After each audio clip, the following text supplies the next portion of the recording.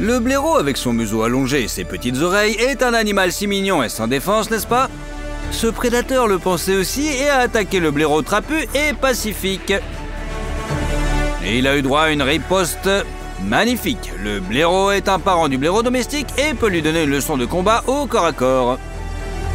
Le blaireau piétine littéralement l'ennemi dans la boue. Et maintenant, nous allons te montrer d'autres cas où des animaux apparemment faibles se sont révélés être de redoutables combattants. Le labe pomarin est l'un des ennemis les plus dangereux des pingouins. Les mouettes leur volent leurs oiseaux, attaquent les jeunes et peuvent aussi s'en prendre aux adultes. Mais cette fois-ci, la mouette pomoricaine s'est trompée de pingouin. Le prédateur a attaqué la femelle et l'a presque entraînée dans l'eau. Mais il n'a pas tenu compte du fait que son partenaire est un véritable chevalier. Bien que le mâle soit beaucoup plus petit que le pomarine, il s'est courageusement précipité pour sauver son couple et l'a arraché à la mouette, qui ne s'attendait pas à une telle agression. Le couple a été heureusement réuni.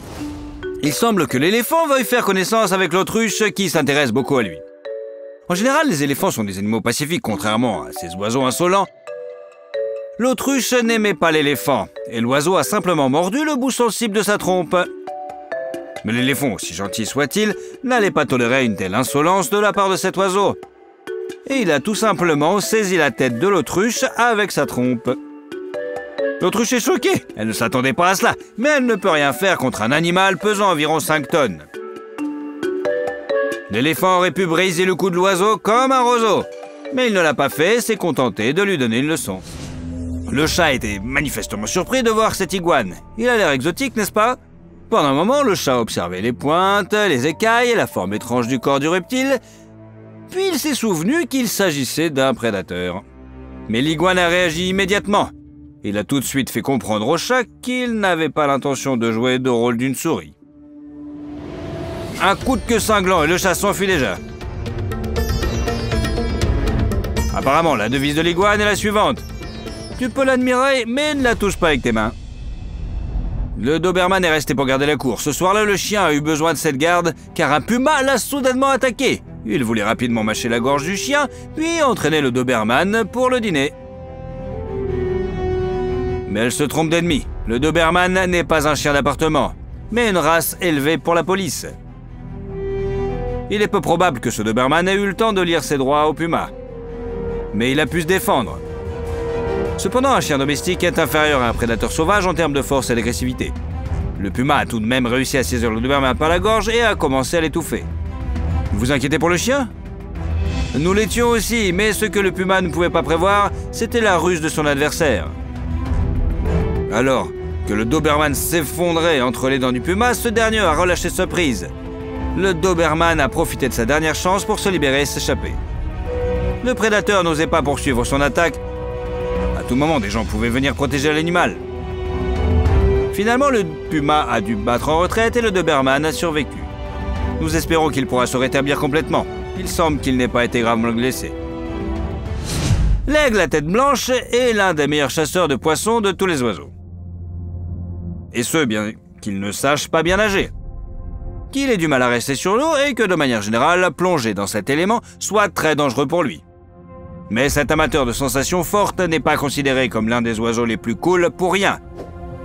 Il guette les poissons ou autres animaux marins qui se sont approchés de la surface de l'eau pour les attraper en vol horizontal à la vitesse de l'éclair. Ces prédateurs diurnes chassent ainsi non seulement les poissons, mais aussi d'autres créatures proches de la surface de l'eau. Sauf que quelque chose a mal tourné. L'aigle a mal choisi sa proie en s'attaquant à la pieuvre. En dehors de la colonne d'eau, on pense que ces créatures céphalopodes sont presque impuissantes car sans squelette. Leur corps se confond avec le sol. Mais c'est une erreur. Même hors de l'eau, la pieuvre conserve une force étonnante dans ses membres. C'est aussi la créature invertébrée la plus intelligente au monde. Lorsqu'un aigle a saisi une pieuvre, celle-ci a réagi instantanément et, dans le rapport, a saisi son agresseur. Nous ne savons pas si les pieuvres connaissent la théorie de l'aérodynamisme, mais le fait d'emmêler les ailes de l'oiseau en vol était une idée brillante pour faire tomber l'aigle. L'oiseau a fini par s'écraser dans l'eau et c'est là que la pieuvre a continué à se battre. Le céphalopode est tout petit et l'aigle est un géant à plumes. Mais avec ses 8 membres, c'est une arme solide. L'aigle est proche de la panique. Un petit mollusque va le noyer en quelques minutes. L'oiseau lutte désespérément pour sa survie. Mais ses plumes sont mouillées et déformées. L'aigle ne pourrait pas voler, même s'il se libérait. C'est une triste fin, n'est-ce pas? Ces hommes le pensaient aussi, alors ils ont sauvé l'aigle à l'aide d'un filet. Ils ont repêché leur adversaire, libéré l'oiseau, rendu la pieuvre vengeresse à son élément et laissé l'aigle se dessécher. Il n'a pu s'envoler qu'après, mais au moins il était en vie. Aujourd'hui, lorsque l'oiseau aperçoit des taches rouges ou roses sur l'eau, il survole la zone avec un gros hameçon. Le jeune ours, déjà assez grand, remarquait que personne ne surveillait l'enclos des cochons. Ni un homme armé, ni les chiens de garde, une proie facile, quoi. C'est ce qu'a pensé l'ours, qui s'est donc dirigé vers l'enclos, a escaladé les barreaux et a été immédiatement frappé à l'estomac. Le cochon domestique moyen a remarqué l'intrusion et a frappé sans hésiter. Elle n'a même pas essayé de feindre la peur. Vous êtes présenté au cochon comme un intrus? Prends un coup de poing dans l'estomac. Le cochon s'est lancé comme un bélier contre l'ours et a réussi à le désarçonner.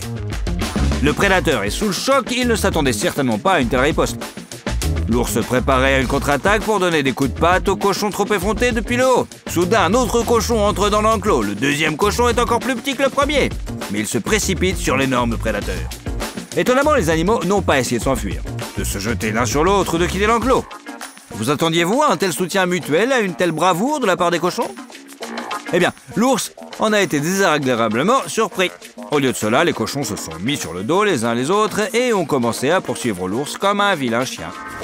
Finalement, le prédateur a simplement volé par-dessus l'autre côté de l'enclos et s'est enfui.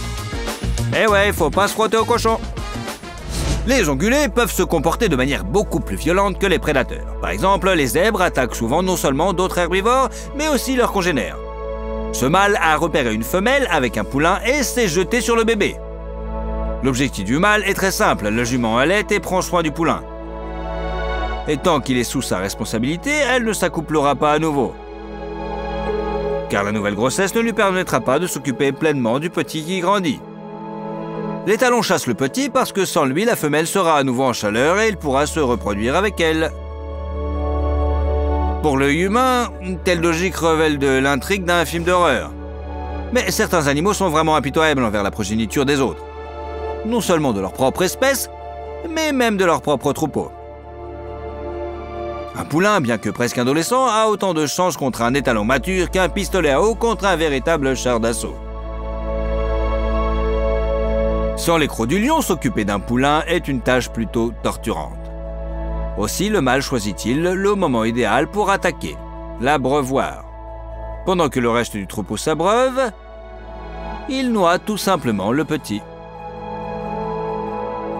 Mais l'étalon a sous-estimé sa maman. La femelle zèbre est beaucoup plus petite que le mâle. Elle pèse environ 20% de moins que le mâle, ce qui signifie qu'elle est également beaucoup moins forte physiquement.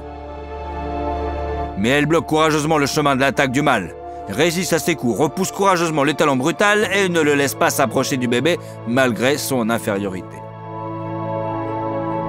Là où la femelle manque de force, elle gagne en manœuvrabilité et en ruse. Finalement, le bébé est sauvé. La jument a réussi à repousser l'étalon et ne lui laisse aucune chance de réussir son terrible projet. L'endurance de la femelle n'est pas moindre que celle du mâle. C'est pourquoi elle le bat. Mais l'étalon doit battre en retraite. La mouette est habituée au fait que si elle veut quelque chose, elle peut simplement s'envoler, le voler et s'enfuir avant qu'on ne réponde pas à son attaque agressive. Ainsi, une mouette peut attraper non seulement un poisson, mais aussi par exemple un rat, ou même prendre la nourriture d'un oiseau plus grand qu'elle. Mais ici, la mouette n'a manifestement pas tenu compte du fait qu'elle, maman canard, est toujours sur ses gardes. Essayer d'enlever et de manger son poussin était une très mauvaise idée.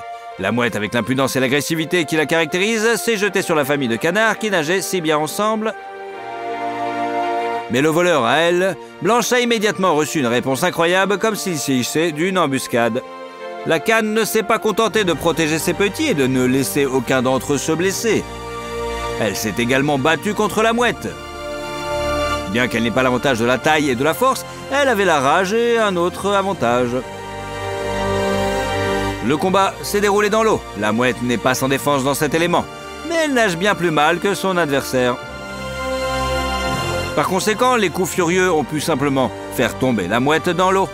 Au lieu de laisser partir l'ennemi et de retourner auprès de sa famille, le canard s'est jeté sur son adversaire sans défense et lui a maintenu la tête sous l'eau. Il a ainsi noyé la mouette. Cela devrait servir de leçon aux autres voleurs ailés qui sont assistés à une scène d'action aussi impressionnante. Ces poussins n'ont pas intérêt à être touchés.